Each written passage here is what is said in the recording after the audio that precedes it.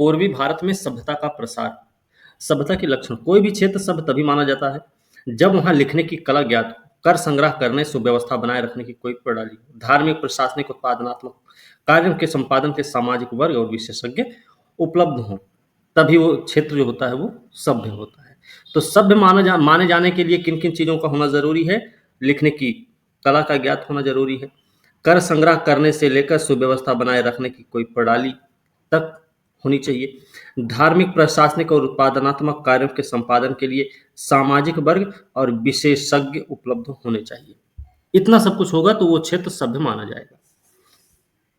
ठीक है। सबसे बढ़कर सभ्य समाज में उतना उत्पादन करने की क्षमता होनी चाहिए जितने से न केवल शिल्पियों, कृषकों जैसे वास्तविक उत्पादकों की ही नहीं बल्कि उत्पादन कार्य से दूर रहने वाले उपभोक्ताओं की भी आवश्यकता पूरी की जा सके। ठीक है। मतलब एक सभ्य समाज में इतना उत्पादन हो कि वहां पर शिल्पी और कृषकों तक की ही बात नहीं है, लेकिन जो जैसे कोई शहर में बैठा हुआ व्यक्ति है तो उन्हें भी उनकी भी जरूरतों को पूरा किया जा सके, तब वो सभ्य माना जाएगा। ठीक है। ये सभी तत्व सभ्यता की ओर बढ़ाने वाले, परंतु ये सभी तत्व पूर्वी भारत के काफी बड़े हिस्से में यथेष्ट मात्रा में बहुत ही बाद में दिखाई देते हैं।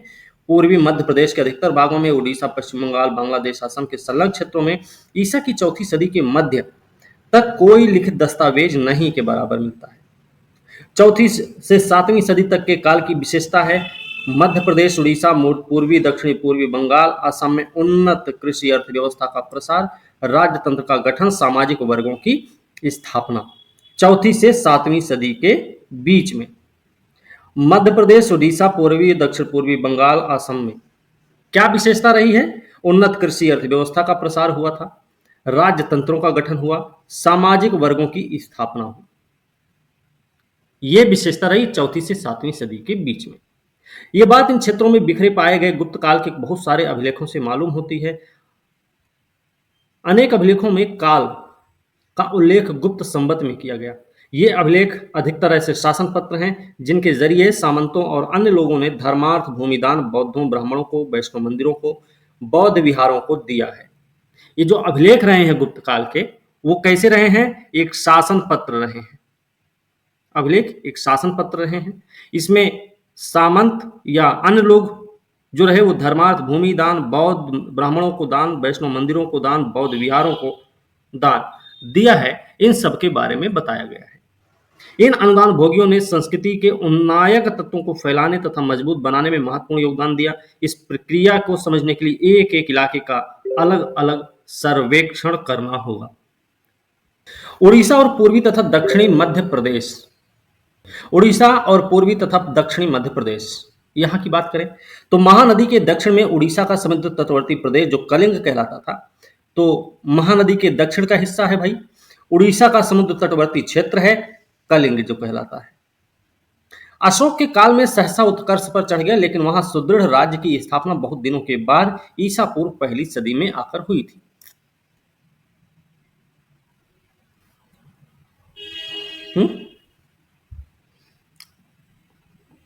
महामेघवाहन,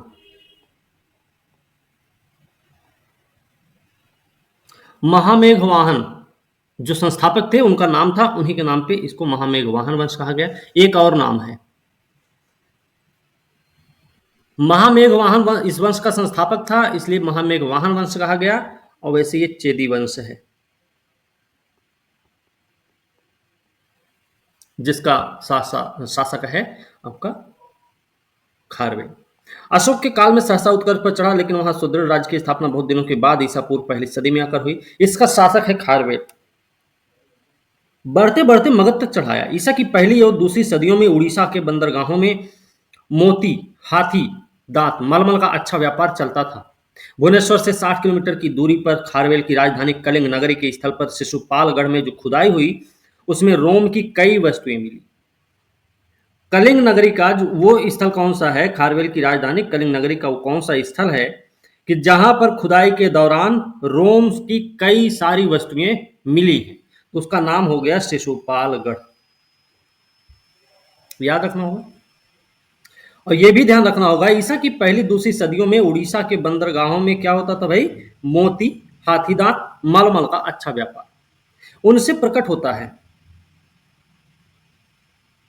उनसे प्रकट होता है कि वहां रोमन साम्राज्य से व्यापारिक संपर्क था, परंतु उड़ीसा का अधिकतर भाग, खासकर उत्तर उड़ीसा, ना तो राज्य गठन कर सका और ना वहां कोई खास वाणिज्य संबंधी चहल पहल ही रही। चौथी सदी में समुद्रगुप्त द्वारा विजित प्रदेशों की सूची में कोसल, महाकांतार आए हैं। इन दोनों के अंतर्गत उत्तरी तथा पश्चिमी उड़ीसा के भाग शामिल हैं। उत्तरी तथा पश्चिमी उड़ीसा के भाग आते हैं। चौथी सदी के मध्य से छठी सदी तक उड़ीसा में कई राज्य स्थापित हुए और इनमें से कम 5 की पहचान तो साफ साफ की जा सकती है। इनमें सबसे महत्वपूर्ण है माठर वंश। किसके बाद आए? चौथी सदी के मध्य से लेकर छठी सदी तक, मतलब गुप्तों के बाद। वैसे गुप्तों के बाद नहीं बोला जाएगा, क्योंकि 550 ईस्वी सन तक तो गुप्त रहे ही है ना, लेकिन पहले गुप्त आए हैं, फिर माठर वंश आया है। ये जरूर याद रखने की जरूरत है। माठर वंश उड़ीसा क्षेत्र में है। माठर वंश जो कि एक पितृभक्त वंश है, इसे पितृभक्त वंश भी कहते हैं। उनकी सत्ता जब चोटी पर थी तो महानदी कृष्णा के बीच उनका राज्य फैला हुआ था। माठर वंश के राजाओं का जो क्षेत्र था, राज्य था, वो महानदी कृष्णा के बीच फैला हुआ था। वशिष्ठ, नल, मान वंशों के राज्य उनके पड़ोसी और समकालीन थे। माठर वंश तो था ही, माठर वंश के साथ साथ यहाँ पे वशिष्ठ, नल और मान वंश के जो राज्य थे, उनके पड़ोसी, उनके समकालीन भी थे, मतलब ये सब समकालीन है। वशिष्ठ वंश का राजा दक्षिण कलिंग में आंध्र की सीमाओं पर था। वशिष्ठ वंश का जो राजा था, कहाँ पे था? दक्षिण कलिंग में था, आंध्र की सीमाओं पर था। नल वंश का जो राज्य था वो महाकांतार के वन्य प्रदेशों में था। मान वंश का राज्य महानदी के पार उत्तर के समुद्र तटवर्ती क्षेत्र में था। तीनों के हमें क्षेत्र पता होने चाहिए। माठर का हमको पता चला, माठर का क्षेत्र कहाँ था? महानदी कृष्णा के बीच में। मान का कहाँ था? तो महानदी के उत्तर में, समुद्र तटवर्ती इलाका में, है ना। फिर नल वंश कहाँ था? महाकांतार वन प्रदेशों में, है ना, महाकांतार के वन प्रदेशों में था। इसके अलावा जो वशिष्ठ है वो दक्षिण कलिंग में आंध्र की सीमाओं पर था। प्रत्येक राज्य की अपनी अपनी कर संग्रह, प्रशासन, सैन्य संगठन की पद्धति भी थी। नल वंश ने और संभवतः मान वंश ने भी सिक्के ढाले थे। हर राज्य ने ब्राह्मणों को बुलाया। अधिकांश राजा वैदिक यज्ञ करते थे, जिसका उद्देश्य न केवल पुण्य अर्जित करना था, बल्कि अपनी शक्ति, प्रतिष्ठा और वैधता स्थापित करना भी था। ठीक है, ये हमें याद रखने में। इस काल में उन्नत संस्कृति के तत्व न केवल कलिंग नाम से विदित समुद्र तटवर्ती पट्टी तक ही सीमित थे, बल्कि उड़ीसा के अन्य भागों में भी दिखाई देने लगे थे। मध्य प्रदेश में बस्तर के जनजातीय इलाके में जो नल वंश की स्वर्ण मुद्राएं मिली, मध्य प्रदेश के बस्तर जिला में जो जनजातीय इलाका है, वहां पर स्वर्ण मुद्राएं जो मिली हैं वो किसकी हैं? तो वो नल वंश की हैं। वो कुछ महत्वपूर्ण स्थान रखती हैं, वो बतलाती हैं कि वहां अर्थव्यवस्था विकसित हो चुकी थी, जिसमें बड़ी बड़ी लेन देन में और ऊंचे अधिकारियों के वेतन भुगतान में स्वर्ण मुद्रा का प्रयोग होता था। इसी तरह मान वंश ने भी शायद तांबे के सिक्के जारी किए, जिसका मतलब होता है कि शिल्पियों और किसानों के बीच भी सिक्कों का प्रचलन था। मतलब जो नल वंश के द्वारा स्वर्ण मुद्राएं, नल वंश के से संबंधित जो स्वर्ण मुद्राएं मिली हैं, उसका मतलब है कि वहां की अर्थव्यवस्था विकसित थी, बड़े बड़े लेन देन में, वेतन भुगतान में भी इनका यूज किया जाता था। मान वंश ने जो तांबे के सिक्के जारी किए, उसका क्या मतलब है? तो उसका मतलब है भाई कि शिल्पी और किसानों के बीच में भी सिक्कों का प्रचलन था। कई राज्यों ने ग्रामीण क्षेत्रों में नई नई राजस्व इकाइयां स्थापित करके अपनी आय बढ़ाई। माठरों ने महेंद्र पर्वत के क्षेत्र में महेंद्र भोग नाम का नया जिला बनाया। माठर वंश में उनके पास दंतय वागु भोग नाम का एक जिला था, जहां से इसके प्रशासकों को हाथीदांत चावल का माड़ प्राप्त होता था। हाँ, तो ठीक घर है, में वो जिला किसी पिछड़े इलाके में बनाया गया होगा। दंतय वागु भोग किस लिए फेमस रहा? हाथी दांत और चावल का माड़ प्राप्त होता था प्रशासकों को। इससे पता चलता है जिला किसी पिछड़े इलाके में बनाया गया होगा। माठरों ने एक प्रकार के न्यास स्थापित किए, अग्रहार। इस न्यास में कुछ भूमि होती थी गांवों से होने वाली आय। अग्रहार प्रणाली है, न्यास था ये, माठरों के द्वारा बनाया गया। अग्रहार एक न्यास था, और न्यास में क्या होता था? कुछ थोड़ी बहुत भूमि होती थी और उसी में गांव से होने वाली इनकम भी। इन अग्रहारों का उद्देश्य क्या था? उद्देश्य अगर देखा जाए तो पठन पाठन, धार्मिक अनुष्ठानों में लगे ब्राह्मणों का भरण पोषण करना। अग्रहार, यहाँ कुछ अग्रहारों से कर उगाहा जाता था, जबकि देश में अन्यत्र ऐसे अग्रहार कर मुक्त होते थे। मतलब कुछ अग्रहारों से कर उगाहा जाता था, मतलब सबसे कर नहीं लिया जाता था, सबसे टैक्स नहीं लिया जाता था, कुछ से ही टैक्स लिया जाता था। जनजातीय, जंगली और लाल मिट्टी वाले क्षेत्रों में भूमिदान दे देकर ब्राह्मणों को बसाने से नई नई परती जमीन में खेती शुरू हुई और मौसम की अच्छी जानकारी के सहारे खेती के सुधरे तरीके शुरू हुए। आरंभ में वर्ष 4-4 महीने के 3 भागों से बांटा जाता था और काल की गणना 3 ऋतुओं के आधार पर की जाती थी। ठीक है। माठरों के अमल में 5वीं सदी के मध्य से वर्ष को 12 चंद्रमासों में विभाजित करने की परंपरा चली। किसके समय में? माठरों माठरों के समय में। पहले क्या था? 4-4 महीने का होता था, 3 भाग में बटा हुआ था पूरा साल, और वो ऋतुओं के अनुसार बात होती थी। जो काल थे वो ऋतुओं में बटे हुए थे। इसमें मौसम की स्थिति को ठीक से जानना जरूर आवश्यक हुआ, जो कृषि कार्य के लिए बड़ा उपयोगी था। उड़ीसा के समुद्र तटवर्ती भाग में लेखन कला ईसा पूर्व 3वीं सदी से ही ज्ञात थी। ईसा की 4वीं सदी तक के अभिलेख प्राकृत में मिलते हैं, परंतु 350 ईस्वी के आसपास से संस्कृत का प्रयोग शुरू हुआ। इससे भी महत्व की बात यह है कि इस भाषा में लिखे भूमि अनुदान पत्र समुद्र तटवर्ती क्षेत्र के बाहर उत्तर में महानदी के पार भी मिलते हैं। जो अभिलेख मिले हैं, भूमि अनुदान पत्र मिले हैं, उसमें यह भी मिला है कि समुद्र तटवर्ती क्षेत्र के बाहर उत्तर में महानदी के उस पार भी ऐसी परंपरा रही है। इस प्रकार प्रकट होता है कि लिखने की कला और संस्कृत भाषा का प्रसार उड़ीसा के बड़े हिस्से में हो गया था और इस काल के कुछ अभिलेखों में उत्कृष्ट संस्कृत श्लोक पाए गए। इन नए क्षेत्रों में संस्कृत न केवल ब्राह्मणिक धर्म और संस्कृति के लिए बल्कि संपत्ति संबंधी कानूनों, सामाजिक नियमों के लिए भी सामान्य माध्यम का काम देती रही। तो संस्कृत जो था उसका काम क्या था? वो ब्राह्मणिक धर्म और संस्कृति के लिए तो था ही, लेकिन संपत्ति संबंधी कानून, सामाजिक नियमों के लिए भी काम आता था। संस्कृत के शासन पत्र जो चार्टर में पुराणों और धर्मशास्त्रों के वचन उद्धृत किए गए थे, जो संस्कृत के शासन पत्र थे उसमें क्या था? पुराण और धर्मशास्त्र के वचन लिखे गए थे। इनमें राजा अपने को वर्ण व्यवस्था का रक्षक कहता है। इनमें गंगा के मैदान की संस्कृति से लोगों के लगाव पर जोर दिया गया। प्रयाग के गंगा यमुना संगम में स्थान को पवित्र माना गया। विजयी राजा प्रयाग की तीर्थ यात्रा करते हैं, ये भी बताया गया। बंगाल की बात करेंगे। बंगाल के बारे में इस बात का प्रमाण मिलता है कि उत्तरी बंगाल के कई भागों में, जहां अब बोगरा जिला है, बोगरा जिला आज कहां है? बांग्लादेश। बोगरा क्यों फेमस है?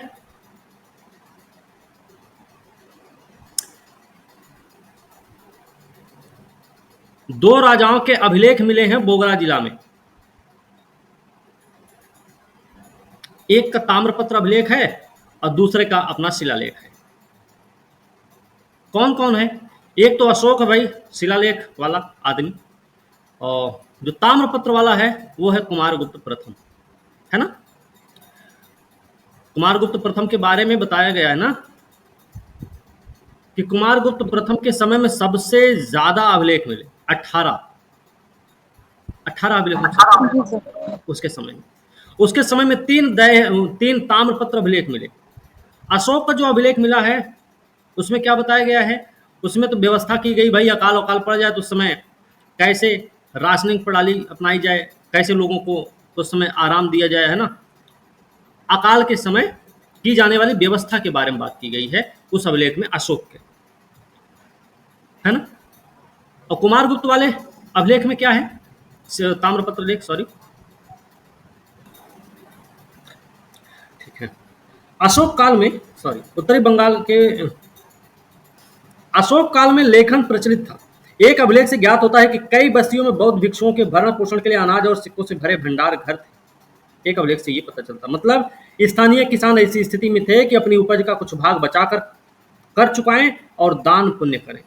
इसका मतलब ये, इस इलाके के लोग प्राकृत जानते थे,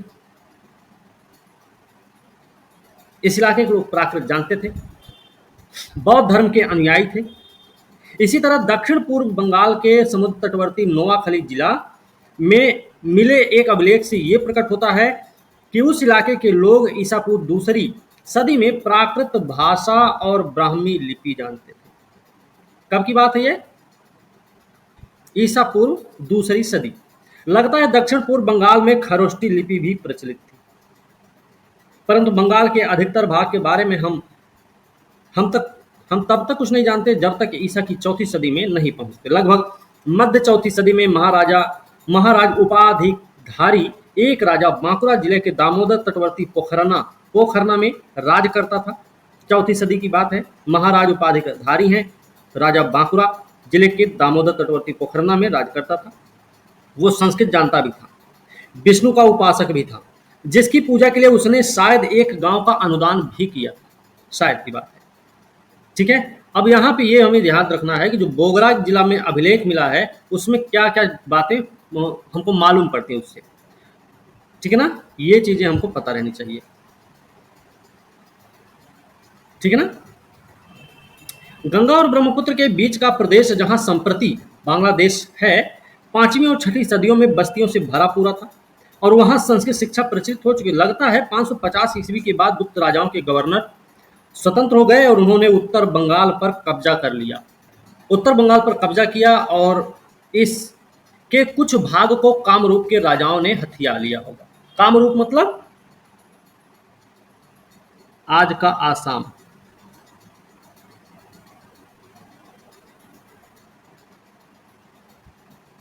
स्थानीय अधीनस्थ राजाओं ने, जो सामंत महाराज कहलाते थे, स्थानीय प्रजा से कर वसूलने के लिए, अपने प्रतिद्वंदियों से लड़ाई में सामना करने के लिए अपना अपना प्रशासन तंत्र स्थापित किया। हाथी, घोड़ा, पैदल सिपाही की सेना गठित की। किसने? ये सामंतों की बात चल रही है। गुप्तों के समय में ही सामंतों को बढ़ावा दिया गया, सामंती व्यवस्था को बढ़ावा मिला। उनको टैक्स भी वसूलने का अधिकार दिया गया, अपने अपने सैनिक रखने का अधिकार दिया गया। हमने गुप्त काल में भी पढ़ रखा है, गुप्तों की सेना उतनी बड़ी नहीं थी जितनी बड़ी मौर्यों की सेना होती थी। उसका कारण था कि गुप्त शासक जो थे, वो जो उनके सामंत हुआ करते थे ना, उनकी सेना पर निर्भर रहते थे। युद्ध जब होना होता था तो सभी को इकट्ठा कर लेते थे। ठीक है ना। 600 ईस्वी में आकर ये प्रदेश गौड़ कहलाने लगा और यहां हर्ष के शत्रु शशांक ने अपना स्वतंत्र राज्य स्थापित किया। गौड़ का शासक कौन है? शशांक। शशांक वही है जिसने बोधि वृक्ष को कटवा दिया था, है ना। 432-33 से लेकर लगभग 100 साल तक हमें पुंड्रवर्धन भुक्ति में, जो लगभग समूचे उत्तरी बंगाल में स्थित था और अब जिसमें अधिकतर बांग्लादेश शामिल है, बड़ी संख्या में ताम्रपत्र मिले। पुंड्रवर्धन भुक्ति कहां पर है? ये समूचा उत्तरी बंगाल में, ज्यादातर बांग्लादेश इसमें आता है। क्या मिला है ये यहाँ पे? बड़ी संख्या में ताम्रपत्र मिले। ठीक है, जिन पर क्या है? भूमि का विक्रय और अनुदान अभिलिखित है। अधिकतर अनुदान पत्रों से ज्ञात होता है कि भूमि का मूल्य दिनार नामक स्वर्ण मुद्राओं में चुकाया जाता। जो भूमि का मूल्य होता था, दिनार नामक स्वर्ण मुद्राओं में चुकाया जाता था। ये आपको याद रखना चाहिए, अनुदान पत्रों में ऐसी बात मिल रही है। ठीक है, परंतु जब कभी भूमि का अनुदान धार्मिक प्रयोजनों के लिए किया जाता था, तब अनुदान पाने वालों को कर नहीं लगता था। धार्मिक प्रयोजन का मतलब, मान लीजिए किसी को दान में दे दिया गया, ब्राह्मणों को दान दिया गया, मंदिर के लिए दान दिया गया, बौद्ध भिक्षुओं के आवास बनाने के लिए दान दिया गया, तो उन पे टैक्स नहीं लगता था। ठीक है, उसके अलावा जो भी जमीनें होती थी उन पे टैक्स लगाया जाता था। ठीक है, भूमि हस्तांतरण के अभिलेखों से पता चलता है कि ऐसे हस्तांतरणों में प्रमुख लिपिकारों, गणिकों, शिल्पियों, भूस्वामियों आदि के नाम रहते थे। अच्छा, हस्तांतरण में नाम किसके किसके होते थे ये पता होना चाहिए। तो लिपिकार का नाम होता था, जो कातिब होता था, वणिक का नाम होता था, शिल्पी का नाम, भूस्वामी का भी नाम होता था। और ये वो लोग थे जो गुप्त साम्राज्य में गवर्नरों द्वारा संचालित स्थानीय प्रशासन से संबद्ध होते थे। हस्तांतरण में इन सबके नाम होते थे और ये लोग कौन हैं? जो गुप्त साम्राज्य में गवर्नर मतलब राज्यपालों के द्वारा संचालित जो स्थानीय प्रशासन होता था उससे संबंधित लोग होते थे। इन भूमि हस्तांतरण अभिलेखों से हमें न केवल विभिन्न सामाजिक समूहों, स्थानीय अधिकारियों के बारे में, बल्कि कृषि के विस्तार के बारे में भी महत्वपूर्ण बातें मालूम होती हैं। अधिकतर धार्मिक अनुदान के लिए खरीदी गई जमीन को परती, गैर आबाद, इसलिए करहीन बताया गया है। ज्यादातर जो धार्मिक अनुदान के लिए खरीदी गई जमीन होती थी ना, वो परती होती थी, गैर आबाद होती थी, मतलब वहां पे कोई नहीं रहता था। इसलिए वो करहीन बताया गया। जमीन से लाभ उठाने के लिए इन अनुदानों के परिणाम स्वरूप उसमें खेती होने लगी और बस्तियां बसने लगी होंगी। मतलब जो अनुदान की प्रक्रिया, भूमि अनुदान की प्रक्रिया में वृद्धि देखी गई इस दौर में, उसका फायदा क्या हुआ? वो नो डाउट है, उस गैर आबाद जमीन थी, परती जमीन थी। बंगाल का ब्रह्मपुत्र द्वारा गठित त्रिभुजाकार भाग समतट कहलाता था, जिसे 4वीं सदी में समुद्रगुप्त ने जीता था। ब्रह्मपुत्र द्वारा गठित त्रिभुजाकार जो भाग था उसको कहते थे समतट कहते थे। समुद्रगुप्त ने इसको जीत लिया था। दक्षिण पूर्वी बंगाल इसी में पड़ता है। इसका कुछ भाग आबादी वाला मूल्यवान रहा होगा, इसीलिए तो विजेता गुप्त राजा का ध्यान इधर आकर्षित हुआ होगा। लेकिन शायद इसके शासक ब्राह्मण धर्मावलंबी नहीं हुए थे।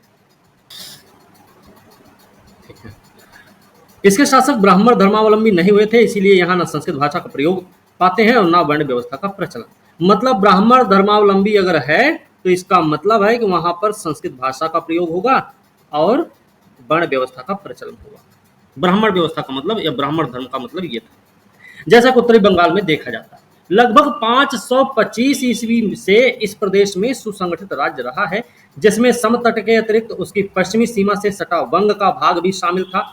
यह समतट राज्य या वंग कहलाता था। सम हरदेव सहित इसके शासकों ने 6वीं सदी के उत्तरार्ध में स्वर्ण मुद्राएं जारी की।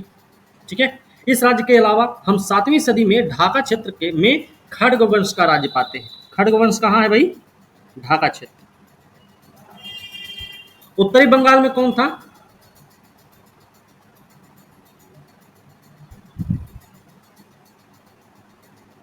यहां और 2 राज्य भी पाते हैं। एक नाम था लोकनाथ। लोकनाथ नामक ब्राह्मण सामंत का राज्य था और दूसरा था राठ वंश का राज्य। ये सब आपके बांग्लादेश क्षेत्र में मिलेंगे, है ना? बांग्लादेश क्षेत्र में खड़ग वंश, लोकनाथ ब्राह्मण सामंत जो था, और एक राठ वंश, दोनों कुमिल्ला क्षेत्र में पड़ते थे, मतलब बांग्लादेश वाला एरिया आज का। दक्षिण पूर्व और मध्य बंगाल के इन सभी राजाओं ने 6वीं और 7वीं सदियों में भूमि के अनुदान पत्र जारी किए। दक्षिण पूर्व और मध्य बंगाल के। उड़ीसा के राजाओं की बात, उन्होंने भी अग्रहारों की स्थापना की। इन अनुदान पत्रों से ज्ञात होता है, अग्रहार ये पहले बता चुके हैं, दोबारा बताने की जरूरत नहीं है। इन अनुदान पत्रों से ज्ञात होता है कि उन इलाकों में 7वीं सदी के उत्तरार्ध में संस्कृत की शिक्षा प्रचलित थी और इसीलिए इनमें कई जटिल छंदों का प्रयोग मिलता है। साथ ही इनसे खेती के और ग्रामीण बस्तियों के फैलाव का भी पता चलता है। बंगाल और उड़ीसा के बीच वाले सीमांत क्षेत्रों में दंड भुक्ति नाम की राजस्व और प्रशासन संबंधी इकाई बनाई गई थी। कहाँ पे बनाई गई थी भाई? बंगाल और उड़ीसा के बीच वाले सीमांत क्षेत्र में दंड भुक्ति, राजस्व और प्रशासन संबंधी इकाई थी। दंड भुक्ति क्या थी? राजस्व और प्रशासन संबंधी इकाई थी। कहां पर थी ये? बंगाल और उड़ीसा के बीच के सीमांत वाले क्षेत्र में। दंड का मतलब क्या है? राजा। भुक्ति का मतलब है भोग। अतः लगता है कि इस इकाई की स्थापना उस इलाके के जनजातीय बासिंदों को सुधारने और सजा देने के उद्देश्य से की गई होगी। इससे जनजातीय क्षेत्रों में संस्कृत भाषा का, संस्कृति के अन्य तत्वों का प्रचार बढ़ा होगा। वर्धमान भुक्ति, बर्धमान में भी ऐसा ही हुआ होगा। वर्धमान भुक्ति आज का बर्धमान है, जिसका पता हमें 6वीं सदी में आकर चलता है। दक्षिण पूर्वी बंगाल में फरीदपुर क्षेत्र में 5 कित्ता जमीन एक बौद्ध विहार को दी गई थी। 5 कित्ता जमीन जो परती थी, पानी में डूबी रहती थी, इसलिए कर लगाने लायक नहीं थी। जो दान में दी गई जमीनें कुछ ऐसी ही थी। इसी तरह कुमिल्ला जिले में हिरणों, सुअरों, भैंसों, बाघ, सांप आदि से भरे जंगली इलाके में बहुत सारी जमीन 200 ब्राह्मणों को दान दी गई। ये सभी उदाहरण इस बात के साक्ष्य हैं कि नए नए क्षेत्रों में जनपद निवेश और सभ्यता के प्रसारण की प्रक्रिया चालू थी। ठीक है। बंगाल के इतिहास में लगभग 5वीं सदी के मध्य से 2 सदियां बड़ी ही गतिशील मालूम पड़ती हैं। इस अवधि में लगभग आधे दर्जन राज्य उदित हुए, कुछ छोटे, कुछ बड़े, कुछ स्वतंत्र, कुछ सामंती। पर हर राज्य का अपना अपना विजय शिविर या सैन्य शिविर था, जिसमें पैदल, घुड़सवार, हाथी, नाव वाली टुकड़ियां रहती थी। कौन कौन सी टुकड़ी थी इनके सैन्य शिविर में या विजय शिविर में? तो पैदल भी रहती थी, घुड़सवार है, हाथी है, नाव वाली टुकड़ी है। हर राज्य के अपने अपने कर संबंधी प्रशासनिक जिले थे, जिनमें कर संग्रह, शांति सुव्यवस्था के लिए कर्मचारी दल रहते थे। हर राज्य युद्ध करके बौद्धों और ब्राह्मणों को भूमि दान देकर अपनी सत्ता का विस्तार करता था। धार्मिक न्यासों की संख्या इतनी बढ़ गई कि अंततोगत्वा उनकी देखभाल करने के लिए अग्रहारिक नाम का एक अधिकारी नियुक्त करना पड़ा। अग्रहार की देखभाल करने के लिए ही अग्रहारिक पद की नियुक्ति हुई। अग्रहार व्यवस्था क्या थी? एक दान प्रणाली थी, है ना? और दान विभाग का जो प्रमुख था वो था अग्रहारिक। यही हुआ ना फिर? Yes sir. ध्यान रखो। भूमि दान से ग्रामों का विस्तार हुआ। भूमि पर कई नए नए अधिकार सृजित हुए। सामान्यतया भूमि पर स्वामित्व तो अलग अलग परिवारों का होता था, लेकिन भूमि की खरीद बिक्री पर ऊपरी नियंत्रण स्थानीय समितियों का रहता था। ये थोड़ा सा देख लेना। भूमि पर जो स्वामित्व था अलग अलग परिवार का था, लेकिन भूमि की जो खरीद बिक्री पर ऊपरी नियंत्रण स्थानीय समितियों का होता था, जिसमें मुख्य मुख्य शिल्पी, वणिक, भूस्वामी, लिपिकार ये सब रहते थे। मतलब सबके अपने अपने परिवार का मालिकाना हक है जमीन पे, लेकिन अगर बेचने का मामला आया, खरीदने का मामला आया, तो उसमें उस पर नियंत्रण रखने का काम, नियंत्रण रखने के लिए कौन थे? वणिक वर्ग थे, शिल्पी वर्ग थे, भूस्वामी वर्ग था, लिपिकार लोग थे। ये समितियां, वो जो स्थानीय समितियां थी, स्थानीय समिति में ये लोग शामिल थे। ये समितियां स्थानीय राज प्रतिनिधियों की मदद करती थी, लेकिन गांव की जमीन की बिक्री के मामले में गांव के किसानों की सलाह ली जाती थी। अगर कोई गांव की जमीन की बिक्री होती थी तो क्या किया जाता था भाई?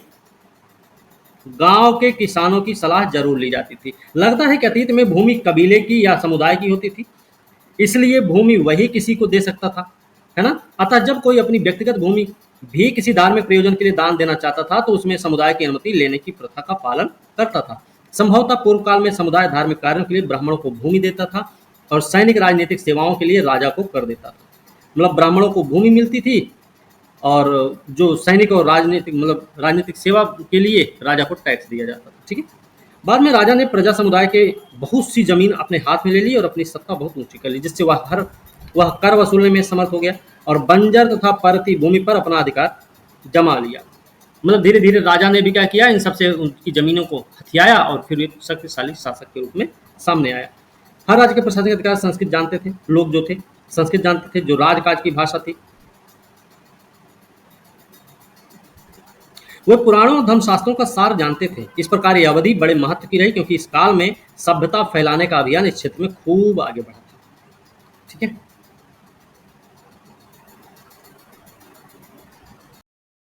ब्रह्मपुत्र मैदान में पूरब से पश्चिम तक फैला कामरूप, कहाँ पे फैला हुआ? ब्रह्मपुत्र मैदान में भाई। पश्चिम तक फैला कामरूप 7वीं सदी में उभर कर आगे आया, लेकिन उत्खननों से पता चलता है कि गुवाहाटी के निकट बस्तियां ईसवी सन की 4वीं सदी में बस चुकी थी। लेकिन जो गुवाहाटी में उत्खनन हुए हैं उससे ये बात पता चलती है कि इनके यहाँ पे जो बस्तियां रही हैं वो 4वीं सदी में ही बसी हुई थी। इसी सदी में समुद्रगुप्त ने डवाक और कामरूप से कर वसूला। वो समुद्रगुप्त थे जिन्होंने डवाक और कामरूप से कर वसूला था। तो डवाक और कामरूप कहाँ से संबंधित हैं?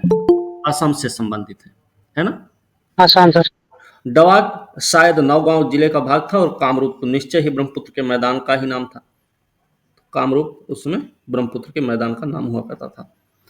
समुद्रगुप्त ने जिन शासकों से कर वसूला था वे जनजातीय किसानों से कर वसूल कर निर्वाह करते रहे होंगे, क्योंकि जनजातीय समुदाय उधर रहता था।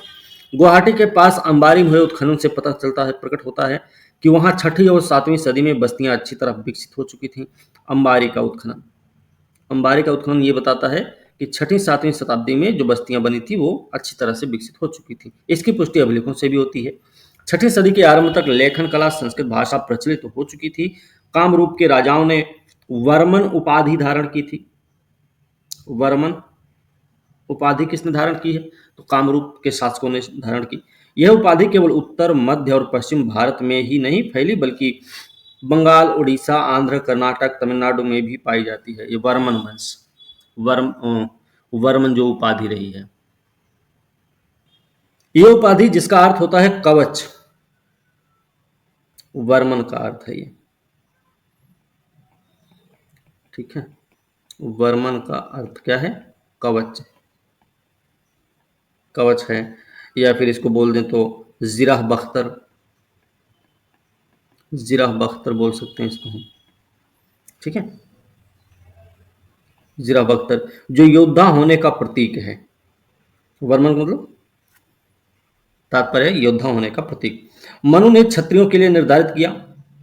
वर्मन शब्द मनु ने क्षत्रियों के लिए निर्धारित किया। कामरूप के राजाओं ने ब्राह्मणों को भूमिदान दे देकर अपनी स्थिति को मजबूत बनाया। 7वीं सदी में भास्कर वर्मन ऐसे राज्य के प्रधान के रूप में खड़ा हुआ जिसका नियंत्रण ब्रह्मपुत्र मैदान के बड़े भाग पर, उसके आगे के कुछ क्षेत्रों पर भी था। तो इस क्षेत्र का एक राजा है जिसका नाम है भास्कर वर्मन। ठीक है, और ये ब्रह्मपुत्र मैदान का बड़ा भाग पे अपना शासन चला रहा था। यहाँ बौद्ध धर्म के भी पैर जमे हुए थे। चीनी यात्री हुएनसांग इस राज्य में घूमा था। यद्यपि रचनात्मक काल, यदि पूर्वी भारत के भिन्न भिन्न भाग भिन्न भिन्न कालों में उत्कर्ष पर पहुंचे। जो पूर्वी भारत के क्षेत्र थे, अलग अलग समय पर अलग अलग क्षेत्रों में वो विकसित हुए थे। ठीक है, फिर भी 4वीं सदी से 7वीं सदी तक के काल को रचनात्मक काल कहते हैं। ये एक इंपॉर्टेंट हो सकता है। इस काल में पूर्वी मध्य प्रदेश, उत्तरी उड़ीसा, पश्चिम बंगाल, आसाम में और बांग्लादेश के एक बड़े भाग में संस्कृत विद्या, वैदिक कर्मकांड, वर्ण व्यवस्था, राजतंत्र फैले तथा विकसित हुए। गुप्त साम्राज्य से होने वाले सांस्कृतिक संपर्कों से पूर्वांचल में सभ्यता के प्रसार को बल मिला। किससे? गुप्त साम्राज्य से होने वाले सांस्कृतिक संपर्कों के चलते। तो ये एक प्रश्न भी हो सकता है कि पूर्वांचल में सभ्यता के प्रसार को बल किसकी वजह से मिला, या पूर्वांचल में सभ्यता के प्रसार का कारण क्या रहा है? तो कारण रहा है गुप्त साम्राज्य से होने वाला सांस्कृतिक संपर्क। ठीक है, उत्तरी बंगाल और पश्चिमोत्तर उड़ीसा पर गुप्तों का राज छाया। इस अंचल के अन्य क्षेत्रों में गुप्त साम्राज्य से संपर्क का अनुमान हम इस बात से लगा सकते हैं कि यहाँ के अभिलेखों में गुप्त संवत का प्रयोग किया गया। बंगाल में सामंतों ने नए नए राज्य स्थापित किए जो हाथी, घोड़े, नाव आदि साधन भारी मात्रा में अपने सैन्य शिविरों में रखते थे। जाहिर है कि वो वेतनभोगी सेना के रखरखाव के लिए ग्रामीण समुदायों से नियमित रूप से कर भी वसूलते थे। पहली बार हम इस अंचल में 5वीं और 6वीं सदियों में स्पष्ट रूप से बड़े पैमाने पर लेखन, संस्कृत भाषा का प्रयोग, वर्ण भेद मूलक समाज का गठन, बौद्ध धर्म का प्रचलन भी पाते हैं। पहली बार ऐसा होता है जो पूर्वांचल क्षेत्र में ये सारी चीजें आपको नजर आती हैं। ठीक है, और समय क्या है? 5वीं से 6वीं शताब्दी। ठीक है, ये चीजें याद रखने की हैं। ठीक है, हम शैव और वैष्णव संप्रदाय के रूप में ब्राह्मण धर्म की प्रगति देखते हैं। भूमि पर सामुदायिक स्वत्व का तो अवशेष मात्र पाते हैं, ये भी याद रखने की जरूरत है। परंतु जमीन के रूप में व्यक्तिगत संपत्ति का अस्तित्व है। मतलब सामुदायिक स्वामित्व बहुत कम है। ठीक है, अवशेष मात्र का मतलब बहुत थोड़ा बहुत है। लेकिन जो व्यक्तिगत स्वामित्व है वो आप देखेंगे तो जमीन पर जो व्यक्तिगत स्वामित्व है उसका अच्छा खासा अस्तित्व आपको मिल जाएगा। और स्वर्ण मुद्राएं भी यहां मिलेंगी जिनसे वह संपत्ति खरीदी जा सके। अच्छा, संपत्ति खरीदने के लिए क्या करना होता था? हमने कल ही बताया पिछली क्लास में कि संपत्ति, जो जमीन जो कुछ थी वो सब खेती बाड़ी करने के लिए थी, है ना। लेकिन खरीद बिक्री करने के लिए गांव वालों से परमिशन लेनी पड़ती थी।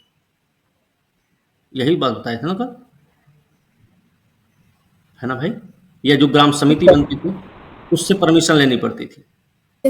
इससे ये ग्राम समिति तो इससे ये पता चलता है ना कि वहां पे जो खेती बाड़ी का तरीका था या जो संपत्तियां थी वो कैसी थी? सामूहिक रूप से थी, सामुदायिक थी। ठीक है, ये सभी सिद्ध करते हैं कि खाद्य उत्पादक अर्थव्यवस्था उन्नत अवस्था में पहुंच चुकी थी। कहना न होगा कि लोहे के फाल वाले हलों से कृषि, पानी में रोपकर धान की खेती, तरह तरह के शिल्प कौशल की जानकारी इसकी आधारशिला थी। कालिदास ने वंग में होने वाली धान के बिचड़ों की रोपाई का वर्णन किया है। ठीक है, धान के बिचड़ों की रोपाई करने का वर्णन किया है। पर मालूम नहीं है कि यह कृषि परंपरा स्थानीय थी या मगध से सीखी हुई। उत्तरी बंगाल में ऊंची किस्म की ईख उपजाई जाती थी। इन सबों से पर्याप्त मात्रा में कृषि उत्पादन संभव हुआ जिससे कि प्रजा और राजा दोनों का निर्वाह हो तथा गैर आबाद और विरल आबादी वाले क्षेत्रों में ग्रामीण बस्तियों के प्रसार को बल मिला। उस काल के राजाओं और राजवंशों, सामंतों की तथा उन पर शासन करने वाली केंद्रीय सत्ता की स्पष्ट रूपरेखा खींच पाना तो संभव नहीं, लेकिन पूर्वांचल के दूरवर्ती प्रांतों में संस्कृति का विकास और सभ्यता का प्रकाश हुआ, इसके बारे में संदेह की गुंजाइश नहीं है। एक ओर गुप्त साम्राज्य का पतन तो दूसरी ओर उसी समय बाहरी प्रांतों में उल्लेखनीय प्रगति हुई। मतलब ये भी कह सकते हैं कि जो ये अभी हम पूर्वी पूर्वी भारत में सभ्यता का प्रसार पढ़ रहे थे, ये जो टॉपिक है, ये गुप्त साम्राज्य के बाद की, मतलब गुप्तोत्तर काल की बात कर रहे थे यहाँ पे, है ना हम लोग। बहुत से ऐसे अनदेखे क्षेत्र जो संभवतः जनजातीय सरदारों के अधीन थे और विरल आबादी वाले थे, इतिहास की रोशनी में चमके। ये बात लाल मिट्टी वाले उस भूभाग पर लागू होती जो पश्चिमी बंगाल और उत्तरी उड़ीसा में, मध्य प्रदेश से सटे क्षेत्रों में छोटा नागपुर पठार के भीतर में पड़ता है। तथा बहुत कठिनाई से ही खेती करने और बसने के लायक हो सकता है। बांग्लादेश के जलोढ़ मिट्टी, भारी वर्षा वाले जंगली इलाकों के बारे में, ब्रह्मपुत्र के मैदानी इलाकों के बारे में तो यह और भी लागू होती है। दर्शन का विकास, है ना, चैप्टर है राम शरण शर्मा, किताब ये एंशिएंट हिस्ट्री की ओल्ड वाली। जब राज्य और वर्ण भेद मूलक सामाजिक व्यवस्था दोनों दृढ़ हो गई, तब प्राचीन चिंतकों ने सिखाया कि मानव को 4 पुरुषार्थों की प्राप्ति के लिए प्रयास करना चाहिए। 4 पुरुषार्थ क्या थे भाई? धर्म, अर्थ, काम, मोक्ष, है ना। अर्थ का मतलब क्या है? पैसे। अर्थ का मतलब है आर्थिक संसाधन, ठीक है। धर्म का मतलब सामाजिक नियम व्यवस्था। धर्म का मतलब आपको पता होना चाहिए। सर इसका मतलब काम मतलब शारीरिक सुख भोग। मोक्ष मतलब आत्मा का उद्धार। ये 4 पुरुषार्थ हैं मनुष्य के। प्रत्येक पुरुषार्थ पर पुस्तकें लिख कर उसका प्रतिपादन किया गया। अर्थ संबंधी विषयों का प्रतिपादन अर्थशास्त्र में किया गया, जिस पर कौटिल्य की पुस्तक सुविख्यात है ना। अर्थ संबंधी विषयों का प्रतिपादन कहाँ हुआ? अर्थशास्त्र में, कौटिल्य की अर्थशास्त्र में। राज्य और समाज को सुव्यवस्थित बनाने वाले विधि कानून पर धर्मशास्त्र की रचना हुई। शारीरिक सुखभोग का विवेचन काम सूत्र में किया गया। विद्या की ये 3 शाखाएं मूलतः भौतिक जगत उसकी समस्याओं से जुड़ी हुई थी। जो 3 शाखाएं थी, कौन कौन सी? अर्थ, काम और धर्म, ये तीनों। विद्या की ये 3 शाखा, धर्म, अर्थ, काम, ये तीनों चीजें किससे जुड़ी हुई थी? भौतिक जगत उसकी समस्याओं से। इनमें मोक्ष की चर्चा कदाचित ही केवल प्रसंगवश आई है। मोक्ष मुख्यतः दर्शन संबंधी ग्रंथों का विषय रहा है, जिसका अर्थ होता है जन्म और मृत्यु के चक्र से उद्धार। मतलब जिसका उपदेश सबसे पहले गौतम बुद्ध ने दिया, लेकिन बाद में कई ब्राह्मणपंथी दार्शनिकों ने इसे आगे बढ़ाया। सबसे पहले मोक्ष की चर्चा या मोक्ष के बारे में जो कोई उपदेश दिया है उसमें गौतम बुद्ध का नाम आता है। उसके बाद ही क्या हुआ? ब्राह्मणपंथी दार्शनिक जो रहे उन्होंने इस बात को आगे बढ़ाया है, ठीक है। ईसवी सन के आरंभ तक दर्शन के 6 संप्रदाय विकसित हो चुके थे। ईसवी सन के आरंभ तक दर्शन के 6 संप्रदाय पद्धतियां विकसित हो चुकी थी। और वो 6 संप्रदाय कौन कौन से थे? तो एक तो था सांख्य, योग, न्याय, वैशेषिक, मीमांसा, वेदांत। सांख्य की बात अगर करें तो सांख्य की व्युत्पत्ति संख्या शब्द से हुई है, ठीक है। सांख्य उत्पत्ति संख्या शब्द से हुई है। लगता है ये सबसे पुराना है। प्राचीन सांख्य दर्शन के अनुसार जगत की सृष्टि के लिए दैवी शक्ति का अस्तित्व मानना जरूरी नहीं है। सांख्य दर्शन में ये बताया गया है, जगत की सृष्टि के लिए दैवी शक्ति का अस्तित्व मानना जरूरी नहीं है, ठीक है। जगत की उत्पत्ति ईश्वर ही नहीं प्रकृति से होती है, यही तर्कमूलक प्राचीन मत था। 4वीं सदी के आसपास सांख्य दर्शन में प्रकृति के अलावा पुरुष नामक एक और उपादान जुड़ा और दोनों को सृष्टि का कारण माना गया, ठीक है। इस नवीनतम मत में, मतलब सांख्य दर्शन के अनुसार जगत की उत्पत्ति ईश्वर के साथ साथ मतलब प्रकृति और मनुष्य दोनों ने मिलकर की है, ठीक है। तो हमें याद रखना। इस नवीनतम मत के अनुसार प्रकृति और पुरुष पुरुष दोनों के मेल से जगत की सृष्टि होती है। इस तरह सांख्य अपने आरंभ काल में भौतिकवादी था। सांख्य शुरुआत में कैसा था? भौतिकवादी था। फिर आध्यात्मिकता की ओर मुड़ गया। सांख्य दर्शन शुरुआत में भौतिकवादी था, बाद में ये आध्यात्मिकता की ओर मुड़ा। तो भी इस दर्शन के अनुसार मोक्ष यथार्थ ज्ञान की प्राप्ति से हो सकता है। मोक्ष का मतलब क्या है? सांख्य दर्शन के अनुसार यथार्थ ज्ञान की प्राप्ति हो जाए तो भी मोक्ष प्राप्त हो जाएगा। और मोक्ष प्राप्त होने पर मानव को दुख से हमेशा के लिए छुटकारा मिल जाता है। यह यथार्थ ज्ञान क्या था? यथार्थ ज्ञान प्रत्यक्ष, अनुमान और शब्द से हो सकता था। मतलब यथार्थ ज्ञान पाने के लिए कोई जरूरी नहीं था प्रत्यक्ष ही हो, या यथार्थ ज्ञान को प्राप्त करने के लिए प्रत्यक्ष दर्शी होना जरूरी है, या प्रत्यक्षता ही ज्ञान यथार्थ ज्ञान की प्राप्ति हो सकती है, बल्कि यथार्थ ज्ञान जो है प्रत्यक्ष रूप से भी हो सकता था, अनुमान के आधार पर भी, शब्द से भी हो सकता था। आजकल यही मार्ग वैज्ञानिक अनुसंधान का भी है।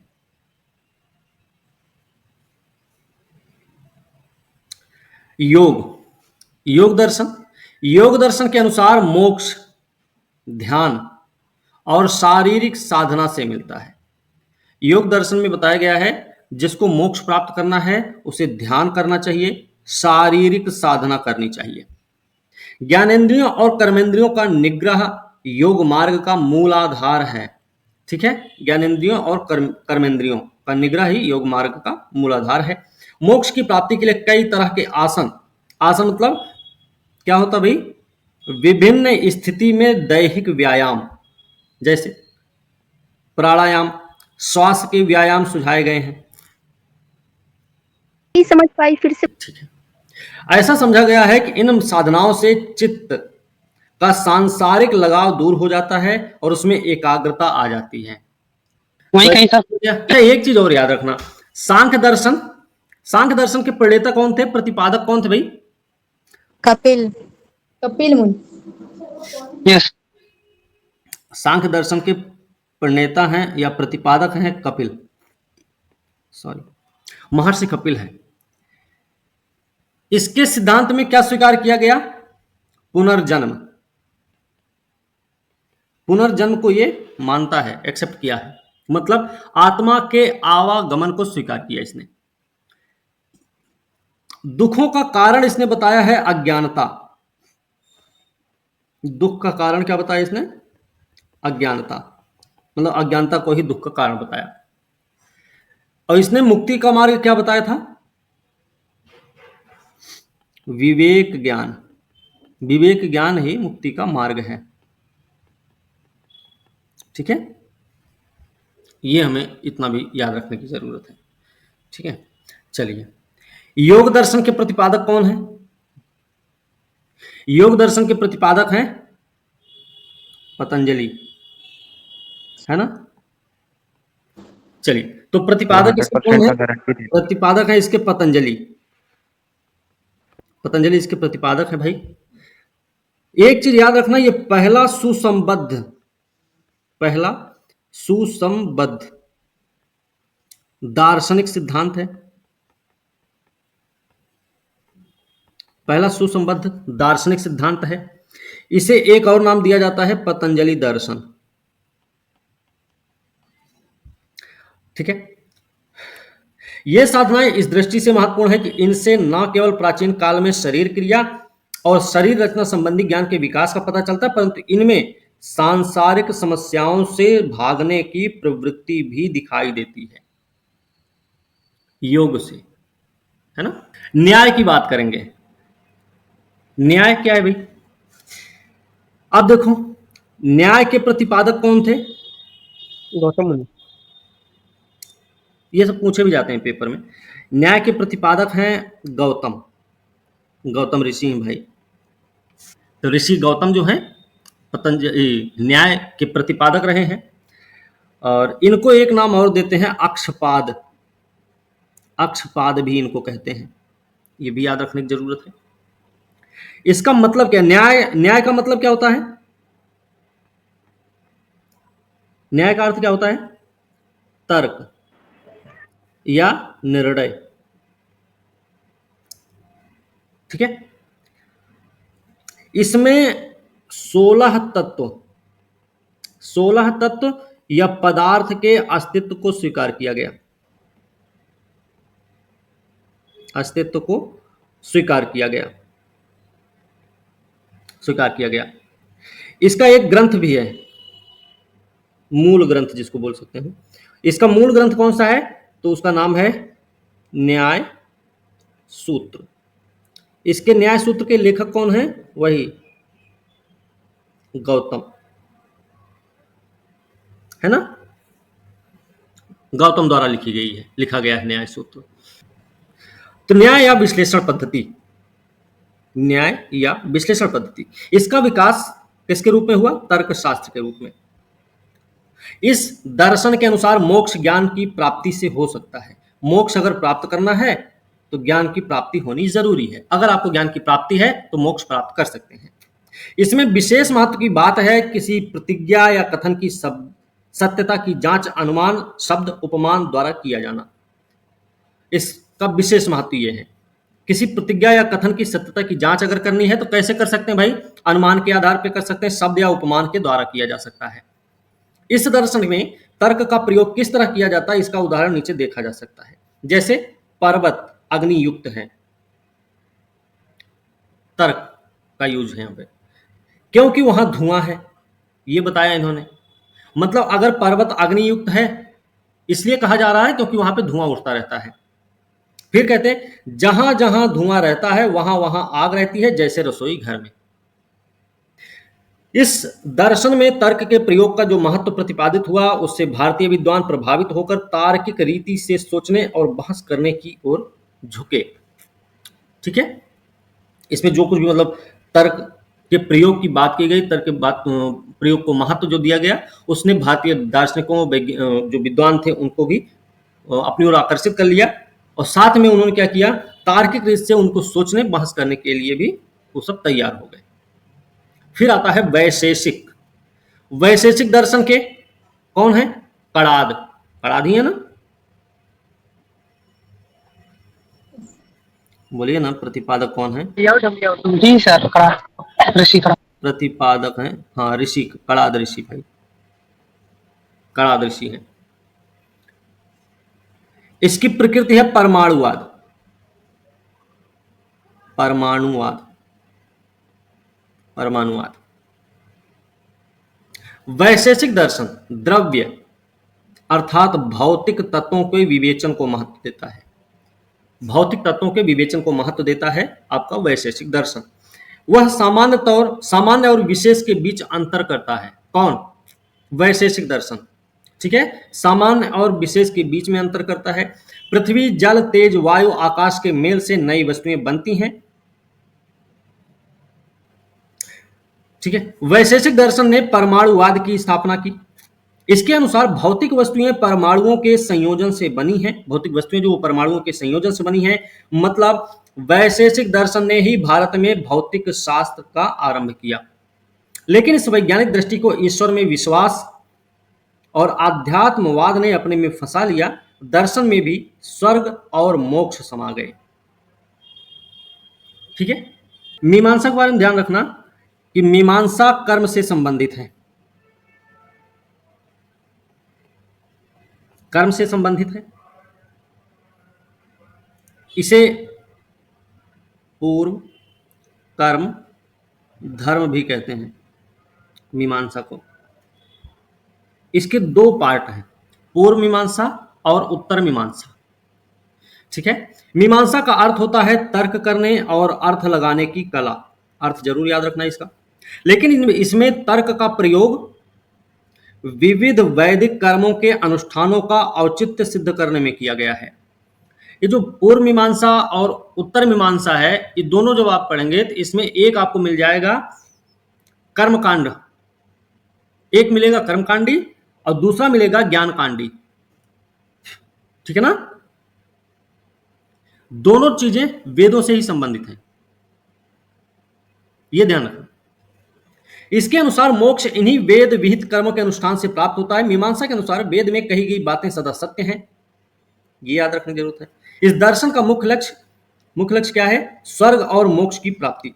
मनुष्य तब तक स्वर्ग सुख पाता रहता है, स्वर्ग सुख पाता रहता है जब तक उसका संचित पुण्य शेष रहता, मतलब जब तक आपके अंदर पुण्य का थोड़ा भी अंश है तब तक आपको स्वर्ग के सुख की प्राप्ति होती रहेगी। जब वह पुण्य समाप्त हो जाता है तब वह फिर धरती पर आ गिरता है, परंतु यदि वह मोक्ष पा लेता है तो वह सांसारिक जन्म मृत्यु के चक्र से सदा के लिए मुक्त हो जाता है। मीमांसा दृढ़ता पूर्वक बताती है कि मोक्ष पाने के लिए यज्ञ करना चाहिए, कर्मकांडी बात, ठीक है। ऐसे यज्ञों में पुरोहितों को दान दक्षिणा का लाभ मिलता था, विविध वर्गों के बीच सामाजिक स्तर भेद को मान्यता मिलती थी, जो दान दक्षिणा मिलते थे। मीमांसा का प्रचार करके ब्राह्मण लोग धार्मिक कृत्यों पर अपना प्रभुत्व कायम रखना और ब्राह्मण प्रधान बहुस्तरीय सामाजिक व्यवस्था को बनाए रखना चाहते थे। मीमांसा का प्रचार करने का मुख्य उद्देश्य क्या था? ब्राह्मण लोग धार्मिक कृत्यों पर अपना प्रभुत्व कायम रखना चाहते थे और ब्राह्मण प्रधान बहुस्तरीय सामाजिक व्यवस्था को बनाए रखना चाहते थे। अब इसमें जो हम बता रहे थे ना, पूर्व मीमांसा उत्तर मीमांसा, तो पूर्व मीमांसा के बारे में ये याद रखना कि इसके प्रतिपादक कौन है? जैमिनी। इसके प्रतिपादक है जैमिनी। और ये क्या है? वेद के कर्मकांड भाग पर बल दिया गया, ठीक है, पूर्व मीमांसा में। उत्तर मीमांसा में क्या है? उत्तर मीमांसा के प्रतिपादक कौन है? बादरायण, बादरायण, ठीक है। इसमें वेद के ज्ञान कांड पर विचार किया गया, ज्ञान कांड पर विचार किया गया, ठीक है। चल, अब आता है वेदांत दर्शन। सर थोड़ा लिखाइए ना। वेदांत दर्शन, वेदांत दर्शन क्या है? वेदांत दर्शन को भारतीय विचारधारा की पराकाष्ठा माना जाता है, भारतीय विचारधारा की पराकाष्ठा है ये।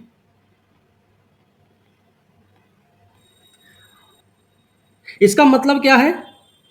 शाब्दिक अर्थ देखा जाए तो वेदों का अंत है ना, ये होगा इसका मतलब। सर इसके अंत तीन आधार रहे, वेदों का अंत। तीन आधार हैं इसके, इसके तीन आधार हैं। तीन आधार कौन कौन से भाई? उपनिषद,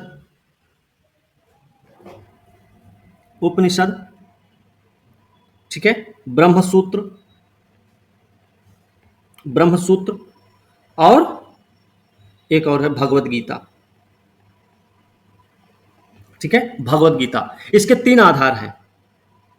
और एक चीज और याद रखना, उपनिषद, ब्रह्मसूत्र और भगवत गीता को वेदांत दर्शन का प्रस्थान त्रय भी कहा जाता है।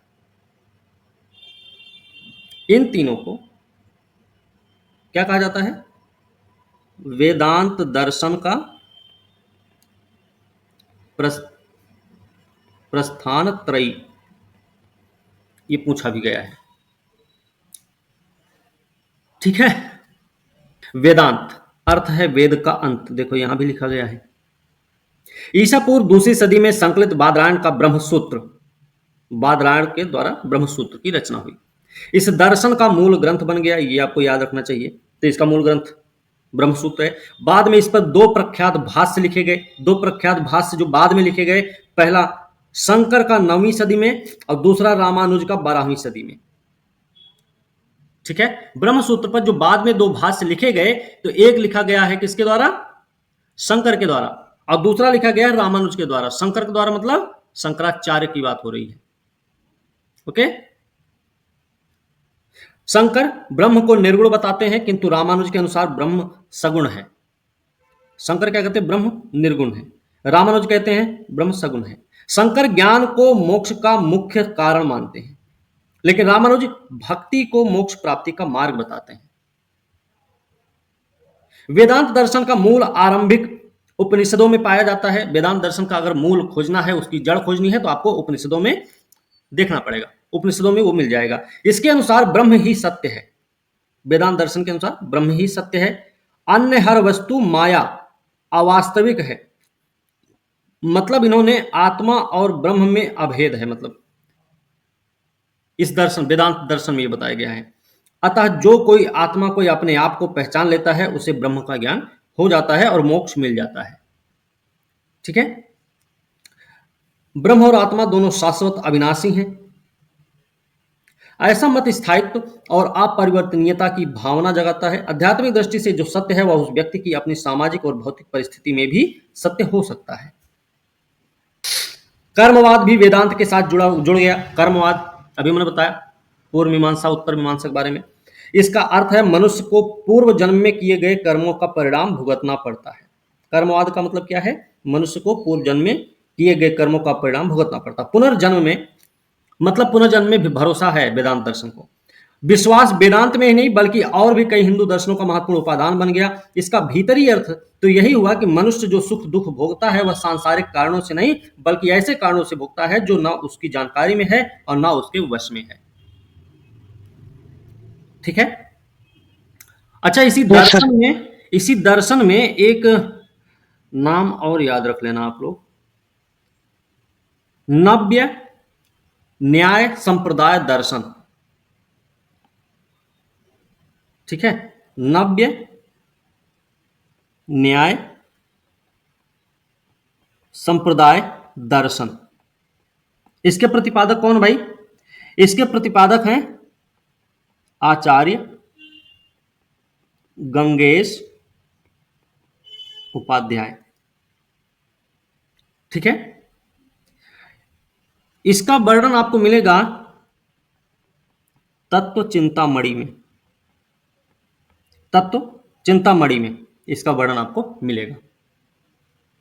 ठीक है ना। और आप लोग ना एक चीज और देखते होंगे, जैसे अद्वैतवाद है ना, ये सब सुना होगा आप लोगों ने। जी सर। हाँ, एक नाम और सुना होगा, चारवाक दर्शन। चारवाक दर्शन जानते हैं आप लोग? हैं? मतलब सर भौतिकवाद। हाँ, भौतिकवाद। चलो, जीवन के प्रति भौतिकवादी दृष्टि।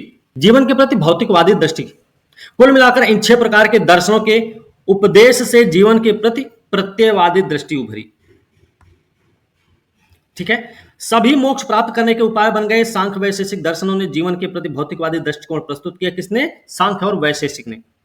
सांख्य दर्शन के मूल प्रवर्तक कपिल ने बताया कि मानव का जीवन प्रकृति की शक्ति द्वारा रूपायित होता है। ये किसने बताया है? कपिल मुनि ने, कि मानव का जीवन प्रकृति की शक्ति द्वारा रूपायित होता है, ना कि किसी दैवी शक्ति के द्वारा। भौतिकवादी विचार को सजा देना तो ठीक है, भौतिकवादी विचार आजीवकों के सिद्धांतों में भी पाए जाते हैं। जो भौतिकवादी विचार थे वो आजीवकों के सिद्धांतों में भी पाए जाते हैं, जिन्होंने बुद्ध के समय में नास्तिक दर्शन पद्धति स्थापित की थी। तो नास्तिक दर्शन पद्धति की स्थापना किसने की थी? आजीवकों ने की थी। आजीवकों के सिद्धांतों में भी हम क्या देख पाते हैं? भौतिकवादी विचार। परंतु भौतिकवादी दर्शन का प्रमुख प्रवर्तक हुआ चारवाक। प्रमुख प्रवर्तक कौन है भौतिकवादी दर्शन का? चारवाक। इस दर्शन का नाम लोकायत रखा गया। लोकायत इसका नाम रहा, ये हमें याद रखना है, जिसका अर्थ क्या है? सामान्य लोगों से प्राप्त विचार। लोकायत का मतलब क्या है? सामान्य लोगों से प्राप्त विचार। इसमें लोक अर्थात दुनिया के साथ गहरे लगाव को महत्व दिया गया है। परलोक में अविश्वास व्यक्त किया गया है। बहुत से उपदेशों को चारवाक से जोड़ा जाता है। वह मोक्ष की कामना का विरोधी था।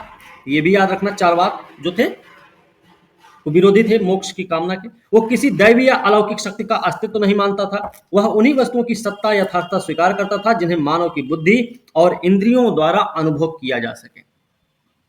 किसका सपोर्ट करते थे भाई? वो सिर्फ उन्हीं का सपोर्ट करते थे, उन्हीं के अस्तित्व को मानते थे जो मनुष्य की बुद्धि और इंद्रियों द्वारा अनुभव किए जाते थे। वह किसी दैवी या अलौकिक शक्ति का अस्तित्व नहीं मानता था। वह उन्हीं वस्तुओं की सत्ता यथार्थता को स्वीकार करता था जिन्हें मनुष्य की बुद्धि और इंद्रियों द्वारा अनुभव किया जा सके। स्पष्टता इसका अर्थ यह हुआ कि ब्रह्म और ईश्वर की सत्ता नहीं मानता था। यह बात क्लियर हुई कि चारवाक के द्वारा ब्रह्म और ईश्वर की सत्ता को नहीं माना गया। उसके अनुसार यज्ञ की कल्पना ब्राह्मणों ने दक्षिणा अर्जित करने के उद्देश्य से की है। यज्ञ की कल्पना ब्राह्मणों ने दक्षिणा अर्जित करने के उद्देश्य से की है। चारवाक को बदनाम करने के लिए उसके विरोधियों ने उसके केवल इस मत को खूब उछाला। कौन सा मत था? जब तक जिए सुख से जिए, कर्ज लेकर घी पिए। तो अभी यही बता रहे थे, यावत जीवेत सुखम जीवेत ऋणम कृत्वा घृतम पिबेत, है ना, भस्मीभूतस्य देहस्य पुनरागमनम कृतः। मतलब जब तक जिंदा रहना भाई, तब तक उधार घी पियो, उधार लेकर पीना पड़े तो भी पियो, क्योंकि दोबारा ये जन्म, ये जीवन नहीं आने वाला है। ठीक है, लेकिन चार्वाक का वास्तविक योगदान उसकी भौतिकवादी दृष्टि है। वह किसी भी कार्य में दिव्य या अलौकिक हाथ को नकारता है और मानव को सभी क्रियाओं का मूल मानता है। भौतिकवाद के आग्रह वाले दार्शनिक धाराओं का विकास ईसा पूर्व 500 से 300 ईस्वी के बीच, मतलब 500 बीसी से 300 एडी तक की बात कर रही है, अवधि में हुआ, जब आर्थिक सामाजिक स्थिति विकास विस्तार की ओर थी। गंगा के मैदान में अन्यत्र बस्तियां बनाने में और दैनंदिन जीवन गुजारने में बाधा डालने वाली प्रकृति के विरुद्ध संघर्ष के परिणाम स्वरूप लोहे के सहारे खेती का कौशल उद्भूत और विकसित हुआ। तो पहले भी पढ़ चुके हैं। धातु मुद्रा चली और शिल्प तथा व्यापार चलने लगा। इस नए वातावरण में वैज्ञानिक भौतिकवादी विचारधारा पनपी। ये विचारधारा मुख्य रूप से चार्वाक दर्शन में आई और कई परंपरागत दार्शनिक धाराओं में भी दिखाई दी। तो चार्वाक दर्शन में ये सारी चीजें जो 500 बीसी से लेकर 300 एडी तक हुए बदलाव को हम देखते हैं, वो सारी चीजें चार्वाक दर्शन में आप देख सकते हैं। ठीक है, 5वीं सदी के आते आते भौतिकवादी दर्शन को प्रत्ययवादी दार्शनिकों ने दबा दिया। 5वीं सदी के आते आते वो भौतिकवादी दर्शन की निरंतर निंदा करते रहे, धार्मिक अनुष्ठानों आध्यात्मिक साधनाओं को मोक्ष का मार्ग बताते रहे। भौतिकवादी दर्शन की निरंतर निंदा करते रहे, धार्मिक अनुष्ठान और आध्यात्मिक साधनाओं को मोक्ष का मार्ग बताते रहे। उन्होंने सांसारिक कार्य का कारण अलौकिक शक्ति को बताया। जो संसार में सारे कार्यकलाप चल रहे हैं, क्रियाकलाप चल रहे हैं, वो अलौकिक शक्ति है के सहारे हैं। यह मत वैज्ञानिक अनुसंधान की प्रगति में और तार्किक चिंतन में बाध्य सिद्ध हुआ। जो सांसारिक कार्य का कारण अलौकिक शक्ति को बताया गया, ये क्या है, अनुसंधान, वैज्ञानिक अनुसंधान की प्रगति में और तार्किक चिंतन में एक बाधा बनकर उभरा। प्रत्ययवादी और मोक्षवादी दर्शनों में खोया हुआ जनसामान्य वर्णाधारित समाज व्यवस्था की विषमताओं की ओर तथा राज्य की प्रतिमूर्ति राजा की प्रबल सत्ता की ओर कभी नजर नहीं उठा सकी। वैसे एक चीज याद रखना, भारत में खड दर्शन का प्रचलन है। खड दर्शन मतलब 16 दर्शन। 16 दर्शन कौन कौन से भाई? अभी हमने आपको कितने दर्शन बताए हैं? सांख्य दर्शन बता दिए, योग दर्शन बता दिए, चार्वाक दर्शन भी बताए, न्याय दर्शन बताए, मीमांसा दर्शन बताए, वैशेषिक दर्शन बताए, वेदांत दर्शन बताए और नव्य न्याय संप्रदाय दर्शन भी बता दिए। कितना बता दिए? मीमांसा के साथ साथ हमने 2 और दर्शन बता दिए, पूर्व मीमांसा और उत्तर मीमांसा, मतलब 10 दर्शन हमने आपको अभी पढ़ा दिए। 6 दर्शन और हैं। वो 6 दर्शन जैसे एग्जाम में भी कई बार पूछे ही जाते हैं, कई बार क्या पूछे जाते रहते हैं। तो उसमें जैसे एक आता है अद्वैतवाद।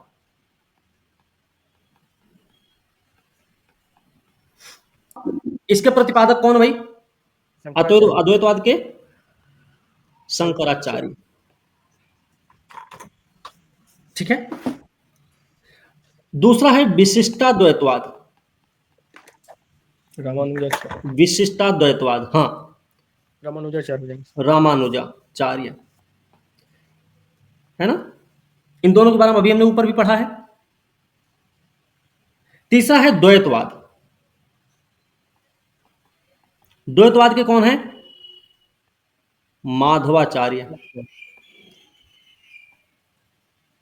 ठीक है। फिर आता है भेदाभेद, जिसको हम बोल सकते हैं द्वैतवाद। इसके कौन है? निम्बार्काचार्य। ठीक है। फिर याद करवा दे सर।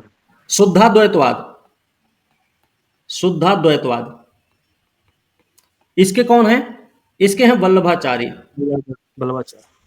वल्लभाचार्य। फिर एक है अचित्य भेदाभेदवाद।